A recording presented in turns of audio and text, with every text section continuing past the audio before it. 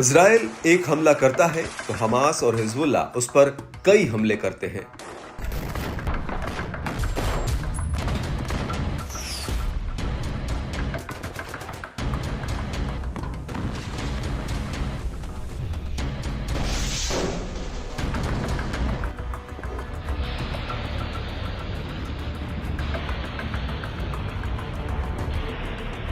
इसके बाद भी इजराइल के प्रधानमंत्री बेंजामिन नेतन्याहू पता नहीं किस आधार पर कहते हैं कि वो इन लड़ाका समूहों को खत्म करके दम लेंगे और वो इन्हें खत्म करने के करीब है।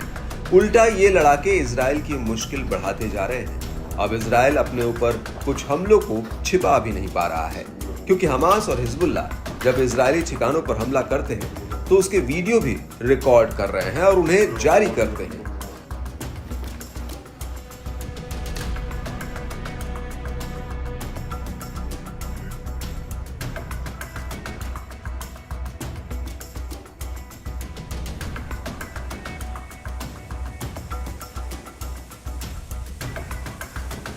बीते कुछ दिनों में हमास, हिजबुल्लाह और अल कस्साम ब्रिगेड सहित कुछ अन्य समूहों ने इजरायली ठिकानों पर ताबड़तोड़ हमले किए हैं और इनके फुटेज भी जारी किए हैं। जिस भी हमले का वीडियो जारी करने में समूह से चूक हुई, उसी हमले को इजराइल नकार जाता है। अभी शनिवार को ही हिजबुल्लाह ने हाइफा पर रॉकेट हमले किए। इससे हाइफा में काफी नुकसान हुआ।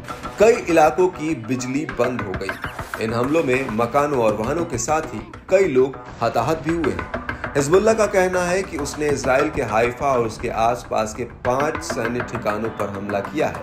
इजरायली सेना ने इस हमले को छोटा बताते हुए कहा कि एक प्रार्थना घर पर रॉकेट से हमला किया गया, जिसमें 2 लोग घायल हुए हैं। हिजबुल्लाह का दावा है कि उसने इजरायली सेना के कई ठिकानों पर रॉकेट दागे हैं। हालांकि एक इजरायली इमरजेंसी सर्विसमैन ने कहा कि 16 से 17 साल के बीच की उम्र के 5 लोग घायल हुए हैं। इससे भी पता चलता है कि इजराइल घायलों की संख्या में भी हेर-फेर करने में लगा है। अपने ऊपर हुए हमलों को छिपाने या उन्हें छोटा करके दिखाने की इजराइल की ये चाल है। जानकारों का कहना है कि ऐसा करके इजराइल दुनिया की नजर में खुद को मजबूत दिखाने का प्रयास करता है, लेकिन जमीनी हकीकत कुछ और है। इजराइल युद्ध को चाहे जितना लंबा खींचे, लेकिन अब ये लगभग साफ होता जा रहा है कि मामला एक तरफा बिल्कुल भी नहीं है।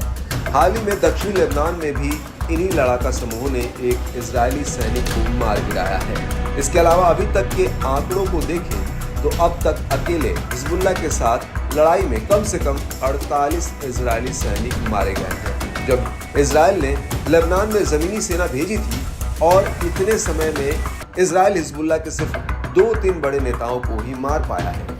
हमास और हिजबुल्लाह को मिटाकर ही मानेंगे। और हमास और हिजबुल्लाह के बारे में जानकारों का कहना है कि ये काफी आधुनिक तरीके से और पूरी तैयारी से युद्ध लड़ते हैं। ऐसे में इन्हें हल्के में लेकर युद्ध लड़ने की भूल करना इजराइल के लिए भारी पड़ सकता है।